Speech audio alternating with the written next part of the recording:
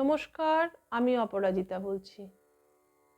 কোনো জাতক বা জাতিকার জন্ম ছকে সপ্তম ভাবে যদি ৩, ৬, ৮, ১২ ঘরের অধিপতি বসে থাকে বা সপ্তম পতি যদি ৩, ৬, ৮, ১২ ঘরের সঙ্গে সংযোগ তৈরি করে, তাহলে বিবাহের পর অপ্রিয় ঘটনা তৈরি হয়। সেটি যদি শত্রু ঘর হয় তাহলে অ্যাক্সিডেন্ট হয়, চাকরি চলে যায় বা আর্থিক অনেক লস হয়, ব্যবসা পড়ে যায়, এই সকল সমস্যা তৈরি হয়।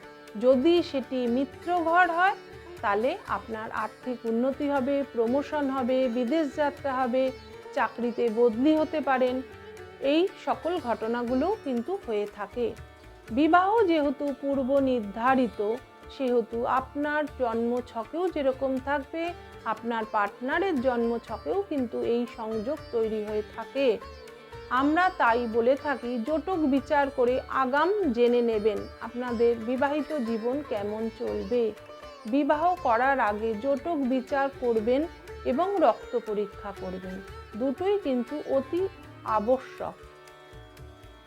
ভালো থাকবেন, সুস্থ থাকবেন।